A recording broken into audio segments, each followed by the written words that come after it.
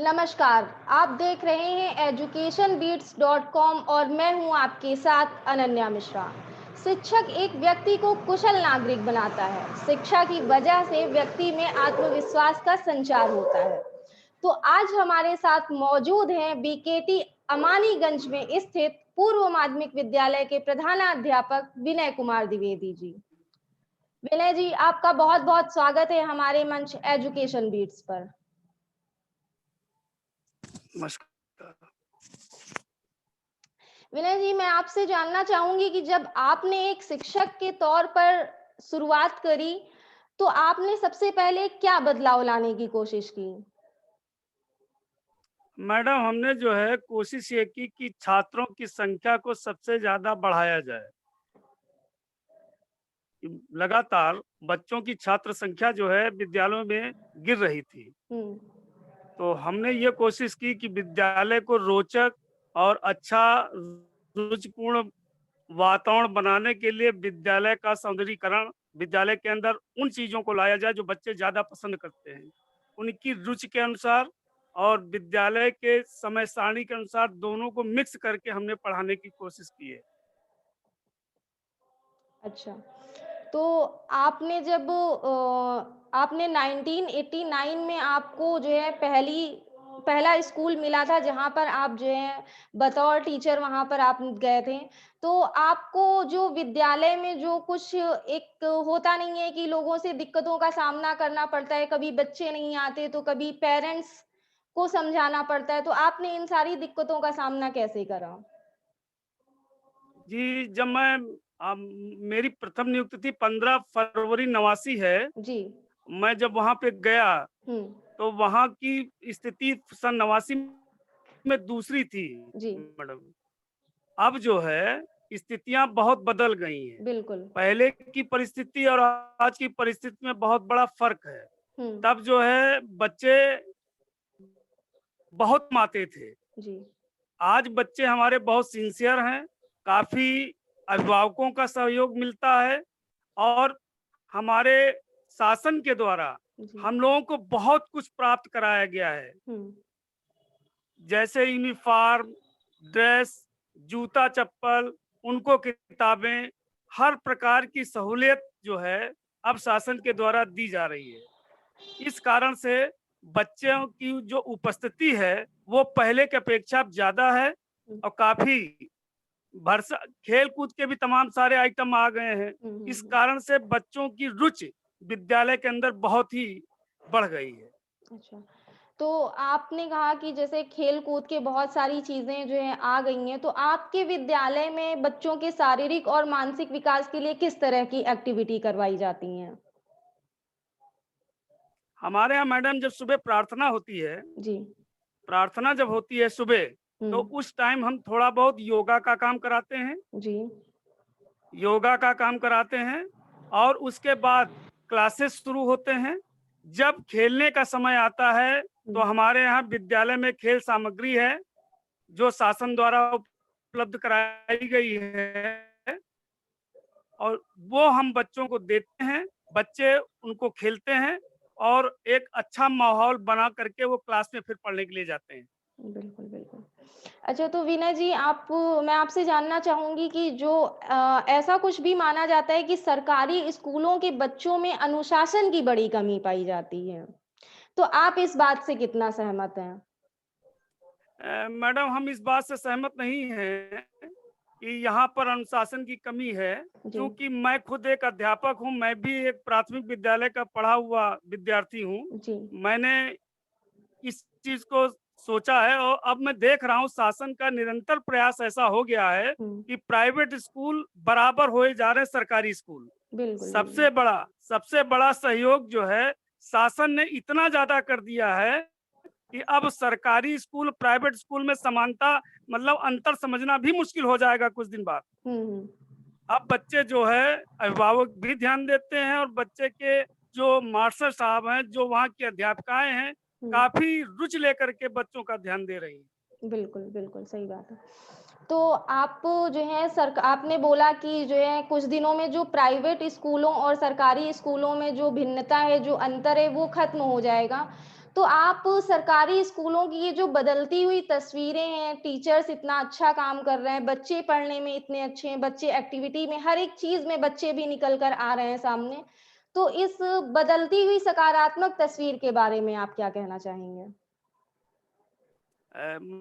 Madam, शासन द्वारा जो विशेष ध्यान विगत वर्षों से दिया जा रहा जी। है, विद्यालय को समुचित रुपए पैसे से मदद की जा रही, कंपोजिट ग्रांट भेजी जा रही है, हुँ, हुँ। विद्यालय में हर प्रकार की साज सज्जा का सामान भेजा जा रहा है, जी। किताबें, और हम इनको एमडीएम देते ही हैं, और इनकी जूता मोजा बैग, निःशुल्क किताबें, सारी चीजें इस प्रकार से उपलब्ध कराई जाती हैं। तो हमारा ये मानना है कि कुछ दिन में जो है सरकारी स्कूल, हो सकता है प्राइवेट स्कूल से भी आगे निकल जाएं। बिल्कुल, बिल्कुल।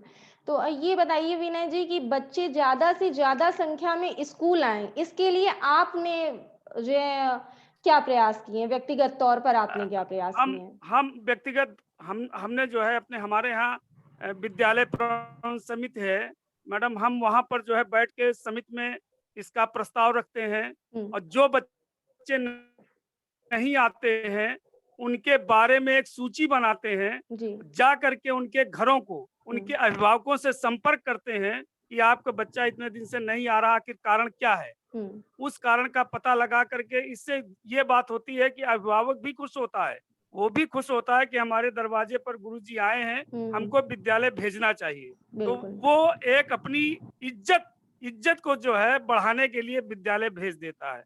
तो अब काफी संख्या में बच्चे जो हैं विद्यालय में बढ़ रहे हैं। बिल्कुल। तो आपने ये जो विनय जी स्कूल इतना बेहतर काम कर रहा है, स्कूल इतना अच्छा बना हुआ है, तो इसमें आपने कुछ अपनी तरफ से जो है जो स्कूल का कायाकल्प है वो करवाया है या प्रधान या प्रशासन की तरफ से भी कोई मदद मिली है? मैडम, जिस समय कोविड-19 का काल चल रहा था, जून 2020, जी। उस समय से उस समय से हमारे विद्यालय का मरम्मत का कार्य चल रहा था। अच्छा। उस समय से लेकर के अब तक हम लोग कुछ न कुछ लगातार करते रहे। हमारे यहाँ जो ग्राम सभा बनौगा है, उसकी जी। प्रधान श्रीमती अंजू देवी, हुँ, उनके द्वारा बहुत सहयोग दिया गया। आज हमारा विद्यालय उनका बहुत बड़ा आभारी है। हुँ। उन्होंने बहुत बड़ा सहयोग दिया है। बिल्कुल, विद्यालय बिल्कुल। में कंपोजिट ग्रांट आती है मैडम। हुँ, कंपोजिट ग्रांट पिछले वर्ष भी आई थी, इस वर्ष भी आई है।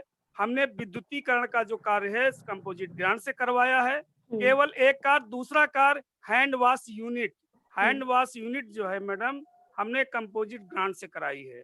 बाकी अच्छा। समस्त काम हमारे यहाँ कायाकल्प के मैडम 14 बिंदु बताए गए हैं। हुँ, 14 बिंदु कायाकल्प के बताए गए हैं। शुद्ध एवं सुरक्षित पेयजल हमारे यहाँ इकोरेट है। हुँ। शौचालय बालक का बना हुआ है, शौचालय बालिका का बना हुआ है। शौचालय मलमूत्र में जल नल आपूर्ति वो पूरी है। शौचालय का टाइलीकरण है। दिव्यांग सुलभ शौचालय मेरे यहाँ मैडम बना है अभी, वो हुँ। ग्राम सभा में प्रस्तावित हो चुका है। जी, उसकी जी। डिजाइन भी आ गई है, हुँ। और जल्द से जल्द जो है हमारे विद्यालय में बन जाएगा। कक्षा अच्छा। कक्ष का जो टाइलीकरण है वो भी हो गया है। हुँ, श्यामपट्ट कार्य बिल्कुल लगे हुए हैं। रसोई घर बिल्कुल बना हुआ है। विद्यालय की समुचित रंगाई पुताई हो गई है। विद्यालय परिवेश में दिव्यांग रैंप रेलिंग बना हुआ है। कक्षा कक्ष में वायरिंग और विद्युत उपकरण लगे हुए हैं। विद्यालय का विद्युत संयोजन है। तो ये मैडम हमारे यहाँ 14 जो कायाकल्प के बिंदु थे, उसमें हमारे 13 बिंदु पूरे हैं। जी। दिव्यांग सुलभ शौचालय ये नहीं बना है। ये बहुत जल्द से जल्द ग्राम सभा के द्वारा डिजाइन आ गई है, वो हुँ। बहुत जल्द से जल्द बना दिया जाएगा। अच्छा। चलिए बहुत अच्छी बात है, वाक़ई में तस्वीरें देखी मैंने भी आपके विद्यालय की तो लग ही नहीं रहा था कि ये एक सरकारी विद्यालय है और इतना अच्छा-सा बना हुआ है, हर एक चीज़ एकदम अच्छी-सी है। तो एक बात बताइए विनय जी, ये सवाल मैं आपसे पूछना चाहूँगी क्योंकि कई शिक्षक ये होते हैं कि जो है अगर उनसे कुछ पूछो कि आपके विद्यालय में ऐसा नहीं है या क्यों नहीं है, तो वो सारी जो दारोमदार होता है, वो सब प्रशासन पर डाल देते हैं कि प्रशासन ने ये नहीं करा, प्रशासन ने वो नहीं करा। तो इस पर आप क्या कहना चाहेंगे? क्या खुद से कोई प्रयास नहीं करने चाहिए? मैडम, मेरा कहना तो ये है और मेरा मानना ये है, सफलता और असफलता की परिभाषाएं होती हैं। जी, सफलता का मतलब ये होता है कि कार्य पूरे मनोयोग से किया गया, बिल्कुल। इसलिए वो विद्यालय सफल हो गया, वहाँ का हेडमास्टर सफल हो गया। जी। और जिस कार्य को आप पूर्ण मनोयोग से नहीं करेंगे, हुँ, उस न विद्यालय सफल होगा, ना वहाँ का हेडमास्टर सफल होगा। बिल्कुल, तो बिल्कुल। मैंने अपने विद्यालय के प्रधान को, शिक्षा समिति जो बनी हुई है, विद्यालय प्रबंधन समिति की समिति बनी हुई है, जी, वहाँ के अभिभावकों से, ग्राम प्रधान से, यानी जितनी एक्टिविटी करके हम अपने विद्यालय को सुंदर बना सकते थे, हुँ, बनाने का प्रयास किया है। चलिए। हमारे खंड हुँ, शिक्षाधिकारी श्री सतीश कुमार त्रिपाठी जी, हुँ, उनका इतना सहयोग मिला है, हर कदम पर उन्होंने मेरा सहयोग किया है। हुँ, मैडम, उनका मैं बहुत बड़ा आभारी हूँ। इस विद्यालय को इतना सुंदर बनाने में हमारे खंड शिक्षाधिकारी श्री सतीश कुमार त्रिपाठी जी का बहुत बड़ा योगदान है।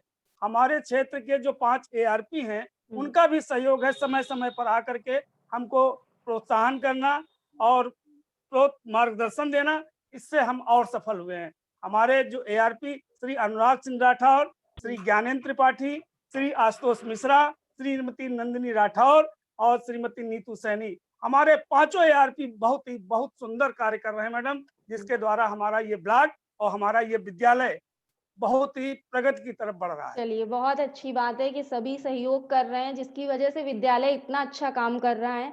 तो विनय जी, मैं आपसे पूछना चाहूँगी कि जो हमारे इस वक़्त समृद्ध परिवार होते हैं, कहाँ का माना ऐसा माना जाता है कि समृद्ध परिवार के बच्चे सरकारी स्कूलों में नहीं पढ़ते या वो परिवार अपने बच्चों को सरकारी स्कूलों में नहीं पढ़ाना चाहता है।